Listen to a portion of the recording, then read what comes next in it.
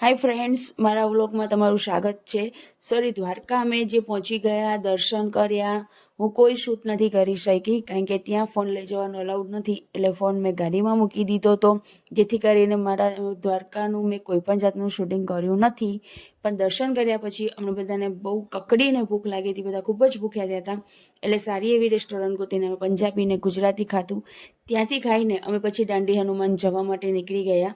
ત્યાં પોતાનું પ્રાઇવેટ વાહન અલાઉડ નથી, ત્યાંની લોકલ રિક્ષા કરવી પડે છે.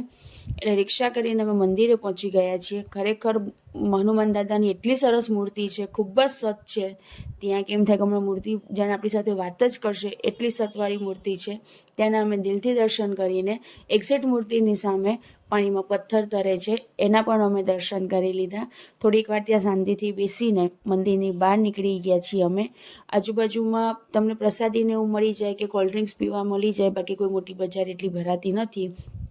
ત્યાંથી અમે રિક્ષામાં બેસીને પછી બેટ દ્વારકા જવા માટે અમે નીકળી ગયા છીએ. બહુ જ મજા આવે છે રિક્ષામાં બધા ભેગા બેસીને. કેટલા ટાઈમ પછી બેઠી અમે પહોંચી ગયા છીએ બેટ દ્વારકા. ખૂબ જ મોટી બજાર ભરાય છે, એમાં ખાસ કરીને શંખની બધી આઇટમ્સ બહુ જ સરસ છે. મેં ત્યાંથી એક મોટો શંખ પણ લીધો છે, બહુ સરસ વાગે છે. અને બાકી બધી આઇટમ્સ પણ ઘણી સારી હોય છે, પણ મને શંખની વધારે ગમી. ત્યાં બહુ સારી હોય છે આઇટમ. અહીંયા પણ મોબાઈલ અલાઉડ નથી, એટલે અહીંયા પણ કંઈ શૂટ મેં કર્યું નથી. ત્યાંથી અમે રિક્ષામાં બેસીને અમે ત્યાંથી નાગેશ્વર ગયા હતા, પણ સોરી, ત્યાં મારા ફોનની બેટરી લો થઈ ગઈ હતી, એટલે મારાથી નાગેશ્વરનું કોઈ જાતનું શૂટિંગ થયું નથી. બસ ત્યાંથી અમે દર્શન કરીને સીધા ગયા હતા ભડકેશ્વર મહાદેવ, જે દરિયાની વચ્ચોવચ્ચ છે મહાદેવનું મંદિર. અહીંયા પણ રાત્રે બજાર ભરાય છે, ખાણીપીણીનું મળી જાય, કે કપડાં લત્તા લેવા હોય તો પણ મળી જાય છે. દરિયાની વચ્ચે મંદિર છે, ખૂબ જ શાંતિવાળી જગ્યા છે. તમે જો કદાચ આખા દિવસના થાકી ગયા હો ને અહીંયા આવીને શાંતિથી બેસો તો તમારું માઇન્ડ ઘણું રિલેક્સ થાય છે. શરીરનો બધો થાક તમે ભૂલી જાઓ છો. અને શિવલિંગ પણ ખૂબ જ સરસ છે.